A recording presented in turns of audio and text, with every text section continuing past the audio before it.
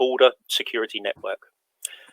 This webinar is API and PNR Part 3, Future Systems to Fight Global Terrorism and Cross-Border Crime. My name is Tony Kingham. I'm editor of Border Security Report magazine and the director of the World Border Security Congress. But as usual, before we go on, I'd like to point out the Q&A tab at the top right-hand side of your screen. You can ask questions there at any time during the webinar, and the team will try and answer as many as possible at the end. If your screen freezes at any time, please press refresh and you should automatically rejoin us. Okay, next month on the 28th of February, a new amendment to Annex 9 makes it mandatory for states to implement PNR. In today's webinar, we will discuss how that can be implemented and what it means for the law enforcement and border management community in the fight against serious crime and terrorism and targeting high-risk travellers such as foreign terrorist fighters. To discuss these issues, once again, we have an expert panel of speakers, and to start is our old friend and resident implementation expert, Andrew Priestley. Andrew is API PNR consultant to the OSCE and runs his own consultancy company. Andrew, over to you. Thank you, Tony. Good afternoon, good morning, everybody. Thanks for joining. Yes, I'd like to talk to you a little bit today about the cooperation that's required, and also some of the stages through to implementation about API and PNR. So firstly, I think we have to agree that there is usually a common aim to reduce international and cross-border crime, and that requires a level of cooperation. And a lot of the times when I go and work with countries, be it through OSCE, IOM, or independently, directly with governments, we focus on cooperation between agencies in one government. So very often we talk about taking API, PNR. Obviously, this is information about the traveller or the journey that is sent in advance of their arrival. So we talk about sharing information and cooperating between agencies. So that might be the border guard and customs, for example. The security service might be involved in that as well. But if we start looking at a more holistic approach, we need to start considering how do we cooperate between agencies in different governments. So that might be the responsible border agency in one country cooperating with a responsible agency in another country or even region. There's also cooperation with international organizations, and I'm sure this will be covered later on as well, but there are several international organizations that are able to assist with information sharing, have data that might be of use to you. I'm sure we're all familiar with organizations, including Interpol, Europol, others as well. Interpol, of course, for the stolen lost travel documents database. One of the things that is often used, an API is checked quite often against that document to check the validity of that document. An API and PNR, this information that we're getting from airlines and other carriers as well about travelers, it requires meaningful intelligence, or requires intelligence to get meaningful results. So what does that mean? Well, if we don't have anything to check, so if we're looking for known persons or people that may well be of interest, we need to know that they're of interest. So if we're talking about watch lists, or if we're talking about other data sources, we need to know what we're looking for in this example. It's important to share intelligence that is appropriate and relevant. Now, the point of this is to say that we're not saying you must share absolutely everything with every country around the world. Data sharing means different things to different governments and to different organizations. But if you are in a region that has a common problem or a common issue that you're wishing to address, it would make sense to share that type of information. There are such things as regional cooperation.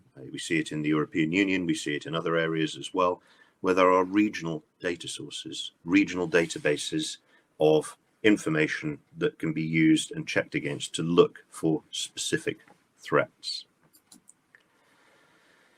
So when we come to implement or decide that we think that, you know, API and PNR are something that not only do we have to do, we want to do it because there are a range of benefits to implementing API and PNR. How do we actually go about deciding what it is that we want to do? Now, I would suggest that first of all, we need to be aware of the benefits of API and PNR. Now, that could be as simple as saying, what are the benefits of less crime, of less cross-border crime, of less terrorism, safer society, more stable economy, etc. Very broad brush, but there could be something specific to your government or your region that means that API or PNR could be extra important to you, and there are some key benefits that you need to understand. Also identify areas of your process that could be improved with the addition of API and PNR. The main one that we talk about with API is the improved facilitation at the airport. That means really that passengers, legitimate passengers, can travel through the border more quickly because we've already ascertained that from an intelligence perspective and a document perspective, having looked at their API and maybe their PNR as well, that they're not really of interest to us. So all we need to do when they get to the border is to verify who they are, and then they can cross the border fairly quickly. But on the flip side of that, it means that we can focus our resources to travelers who are of interest. So we can use the border resources that we have to work with the passengers that we think may well be of interest to us. Before we start looking at how we're going to implement things, it's useful to understand what budget is available to you. Now, there are systems that you can buy that cost tens of millions of dollars. If that's your budget, that's what you want to do, then that's fantastic. There are also systems that will be donated to you, and there are systems that you can buy much cheaper than the high-end ones. But there is usually some kind of cost of doing this to you, and that could be as simple as providing office space or hardware.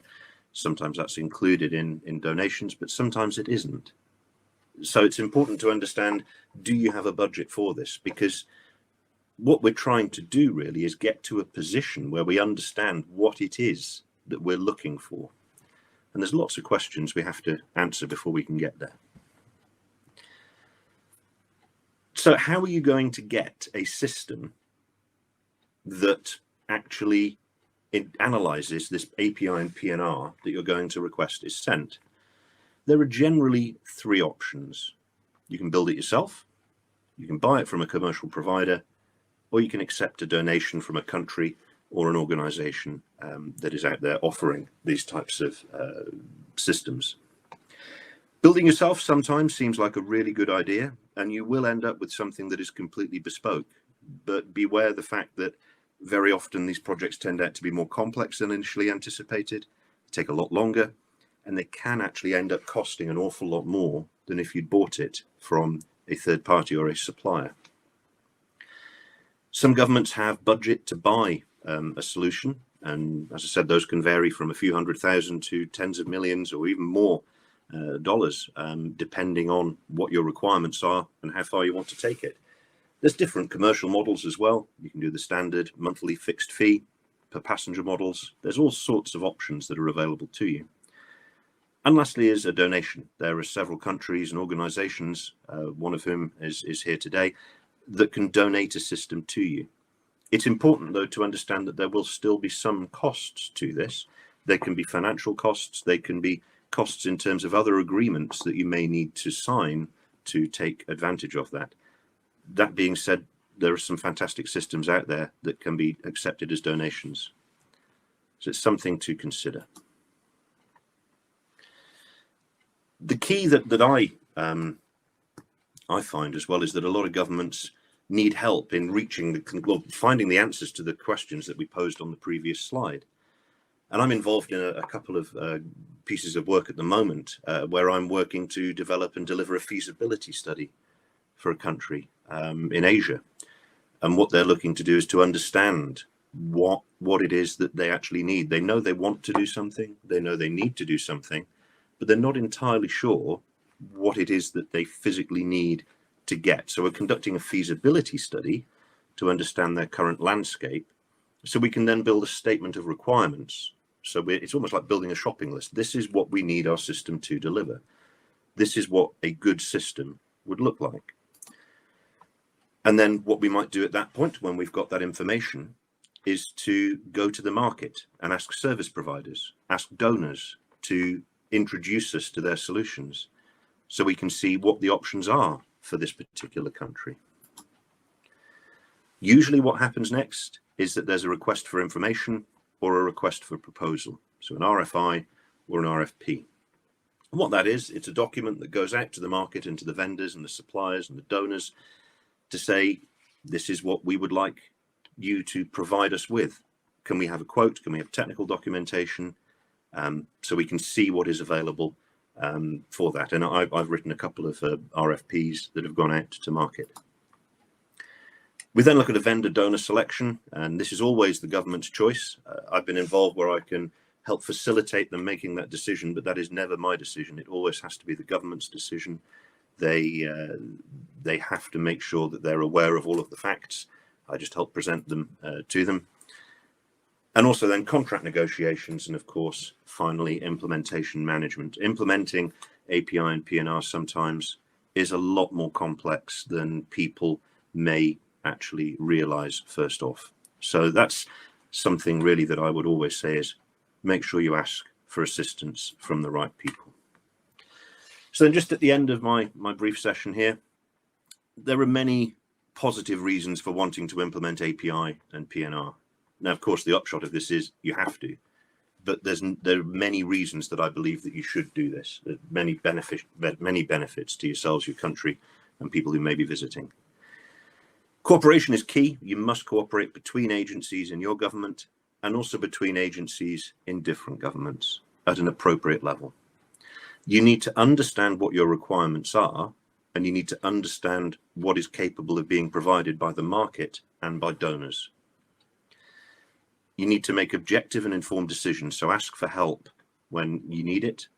Don't try and make it up as you go along. And that help could be from experienced people like myself, or it can be other organizations like the OSCE, the UN, IOM, other governments, and also the intergovernmental organizations that we have around the world, the various policing organizations and agencies as well. So I think that's the end of my slides.